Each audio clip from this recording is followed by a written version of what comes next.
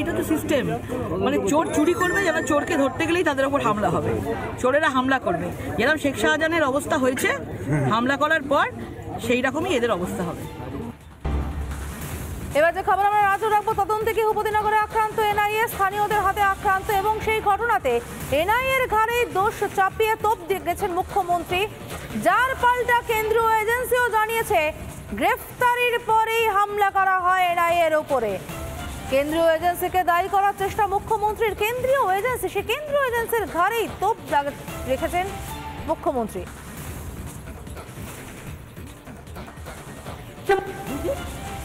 যে কোনো বাড়িতে চলে যাচ্ছে, লোকাল পুলিশকে না জানিয়ে গিয়ে হামলা করছে, মধ্যরাতে বাড়িতে ঢুকছে, মেয়েদের ওপর অত্যাচার চালাচ্ছে, আর চালিয়ে বলছে মহিলারা আমাদের উপর অত্যাচার করেছে, আরও 4 জনের নামে কেস ঠুকে দাও। এনআইএ আর সিবিআই সবাই জানুন, মানুষ বলছে। মুখ্যমন্ত্রী বক্তব্য শুনলেন মুখ্যমন্ত্রী বলছেন যে পুলিশকে না জানিয়ে গিয়েছিল। এবার শুনুন পুলিশ মন্ত্রীর পুলিশ, পূর্ব মেদিনীপুরের পুলিশ সুপার, তিনি কি বলছেন। যেটা আপনারা জানেন যে খুব ভোরের দিকে এনআইএর একটি দল আপনার ভূপতিনগর থানাতে পৌঁছয় এবং ভূপতিনগর থানার পক্ষ থেকে তাদেরকে সমস্ত রকম সহযোগিতার আশ্বাস দেওয়া হয় একটি পুরনো একটি কেসে। কিন্তু দেখা যায় যে আগে থেকে তাদের আরও কয়েকটি দল ভূপতিনগরের বিভিন্ন জায়গায় ছিল। পুলিশের পক্ষ থেকে সমস্ত টিম যখন ভূপতিনগর থানা থেকে বেরোচ্ছে, সেই সময় খবর আছে যে এনআইএর যে সমস্ত টিমগুলি আগে থেকে ফিল্ডে পৌঁছে গেছিলো তাদেরই একটি টিম আক্রান্ত হয়েছে। সেখানে পুলিশ পৌঁছবার আগেই তারা সেখান থেকে যাকে ডিটেন করাচ্ছিল একজনকে নিয়ে বেরিয়ে আসতে পারে। এই ঘটনায় একটি গাড়িতে ভাঙচুর হয়েছে এবং একজন মাইনর ইনজুরি হয়েছে, যেটা আমাদের কাছে খবর আছে। একটি নির্দিষ্ট মামলা রুজু করে তদন্ত করা হচ্ছে। আমরা শুনলাম কি বলেন পুলিশ সুপার, এবং পরিষ্কার পুলিশ সুপার বলছেন এনআইএ দল থানায় আসে, তাদের সহযোগিতার আশ্বাস দেওয়া হয়, অর্থাৎ পুলিশ জানতো। মুখ্যমন্ত্রী মঞ্চে দাঁড়িয়ে যে কথা বলছেন সে কথা যে সঠিক নয়, পুলিশ মন্ত্রীর বক্তব্য যে সঠিক নয়, তার পুলিশে মেদিনীপুরের পুলিশ সুপারই প্রমাণ করে দিলেন। শিশির বাজুরিয়া তিনি নির্বাচন কমিশনেও গিয়েছিলেন এই বিষয়ে কথা বলতে, কি বলছেন তারপরে শুনে নেব। মুখ্যমন্ত্রী আর ওনার পুলিশ সুপার নিজেদের মধ্যে ঠিক করে নি কে ঠিক বলছে কে বেঠিক বলছে। হয়তো মুখ্যমন্ত্রী তো কোনো দিন বেঠিক বলবেন না, পুলিশ সুপারই যাবে। আমাদেরও দাবি ওকে সরান, যদি মুখ্যমন্ত্রী সরিয়ে দেয় আরও ভালো। দেখুন একটা কথা, যখন এনআইএ গেল, যখন এনআইএ আক্রান্ত হলো, মার খেলো, রক্তাক্ত হলো, পশ্চিমবঙ্গ পুলিশ কোথায় ছিল? এই যে না জানিয়ে মানে কি, আমি কাউকে ধরতে যাচ্ছি, আমি কি আপনাকে বলে যাব ভাই আসছি পালিয়ে যান?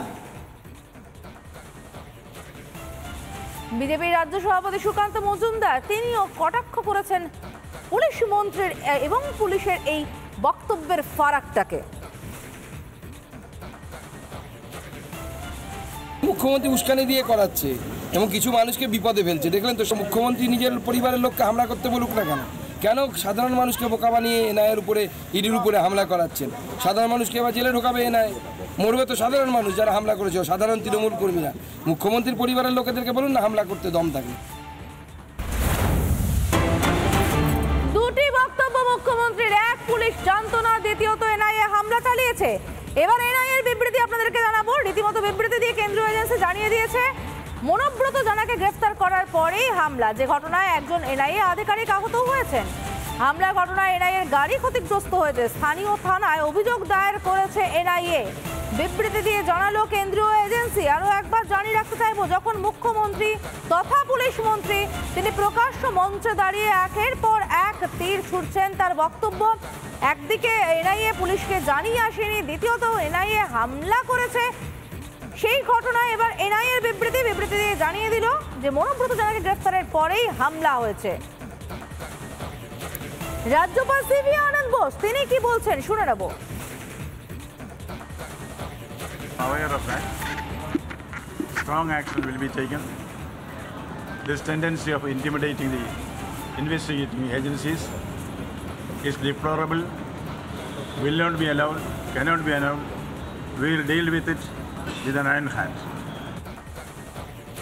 স্বরাষ্ট্র প্রতিমন্ত্রী নিশীথ প্রামাণিক তার বক্তব্য শুনে নেব।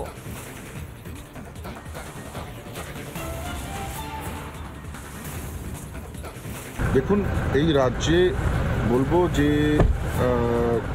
রুল অফ ল সম্পূর্ণভাবে কোলাপস হয়ে গেছে এবং এক কথায় বলবো যে বিভিন্ন কেন্দ্রীয় এজেন্সির উপর যে আক্রমণের ঘটনা ঘটছে এটা অত্যন্ত নিন্দনীয় এবং আজকের ঘটনা এটার আমি কড়া ভাষায় আমি নিন্দা করছি। এবং সবচাইতে বড় কথা যে যেভাবে একটার পর একটা ঘটনা বাংলায় ঘটছে, এর আগে আমরা দেখেছি সিবিআইয়ের উপর, ইডির উপর, এবারে আমাদের এনআইয়ের উপর আক্রমণ দেখতে পাই। যে কোনো কেন্দ্রীয় নিরপেক্ষ তদন্তকারী সংস্থার উপর কেন বারবার আক্রমণ হচ্ছে বাংলায়? ভারতবর্ষের অন্য কোনো রাজ্যে কেন আক্রমণ হয় না, শুধু বাংলাতেই কেন? আজকে বাংলার মানুষ এই প্রশ্ন করছে। নিশ্চিতভাবে আমরাও অপেক্ষায় থাকব যে এর জন্য কি ব্যবস্থা নেওয়া হয়। তবে বাংলায় বলবো যে বাংলায় যে আইন ব্যবস্থা সম্পূর্ণভাবে ভেঙে পড়েছে এবং যিনি পুলিশ মন্ত্রী তার অবিলম্বে পদত্যাগ করা উচিত। আর এই নিয়ে এই মুহূর্তে শুরু হয়েছে রাজনৈতিক মহলের তোলপাড়।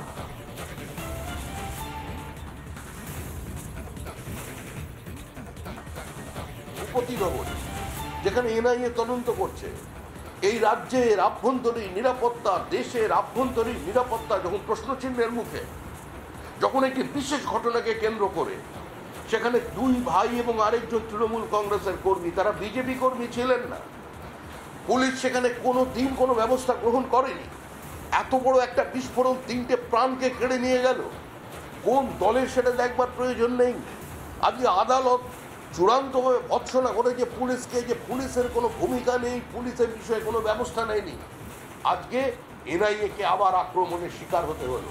অর্থাৎ মুখ্যমন্ত্রী প্রকাশ্যে মঞ্চ থেকে বলছেন কেন্দ্রীয় তদন্তকারী সংস্থাকে প্রতিহিংসার কারণে বিজেপি কাজে লাগাচ্ছে। সরাসরি ওদের না বলে দাও, সরাসরি অস্বীকার করতে বলা হচ্ছে। এখানে কোনো আইনের শাসন নেই, এখানে যুক্তরাষ্ট্রীয় ব্যবস্থা নেই। সরাসরি যুদ্ধ ঘোষণা করে দিয়েছেন রাজ্যের মুখ্যমন্ত্রী সংসদীয় ব্যবস্থার প্রতি, যুক্তরাষ্ট্রীয় কাঠামোর প্রতি, কেন্দ্রীয় সরকারের প্রতি। এটা তো সিস্টেম, মানে চোর চুরি করবে, যারা চোরকে ধরতে গেলেই তাদের উপর হামলা হবে, চোরেরা হামলা করবে। যেরকম শেখ শাহজাহানের অবস্থা হয়েছে হামলা করার পর, সেই রকমই এদের অবস্থা হবে। পশ্চিমবঙ্গের পুলিশ তারাও আমাদের বিরুদ্ধে অযথা অন্যায়ভাবে কত মিথ্যা কেস দিচ্ছে।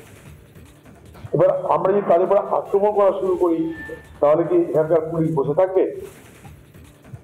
এই করে করে সন্দেশখালী ঘটছে, এই করে করেই ভূপতিনগর ঘটছে। আমি কথা বলতে পারি না যে কেন এসেছো রাতের অন্ধকারে, আমি হামলা করলাম কারণ আমার সঙ্গে পশ্চিমবঙ্গ সরকার আছে আর বাংলার মুখ্যমন্ত্রী মমতা ব্যানার্জি আছে, তাহলে ভুল বার্তা যায়।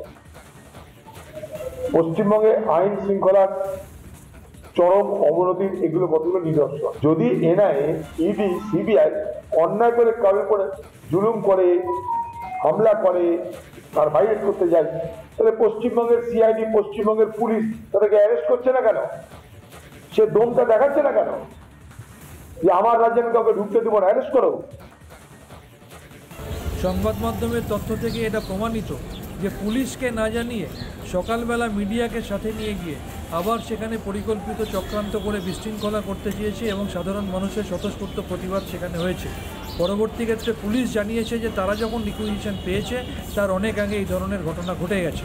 অর্থাৎ এটা প্রমাণিত সত্য যে বিজেপির অঙ্গুলি হেলনে পরিকল্পিতভাবে বিশৃঙ্খলা করার জন্য সেন্ট্রাল এজেন্সি এই ধরনের কাজগুলো করছে। যেভাবে নির্বাচন ঘোষণা হয়ে যাওয়ার পর সারা ভারত জুড়ে বিরোধীদের বিরুদ্ধে সেন্ট্রাল এজেন্সিকে বিজেপি কাজে লাগাচ্ছে, সুতরাং এটা প্রমাণিত এই সেন্ট্রাল এজেন্সিকে বিজেপি তাদের শাখা সংগঠনে পরিণত করে বিরোধীদের বিরুদ্ধে চক্রান্ত করার জন্য ব্যবহার করছে।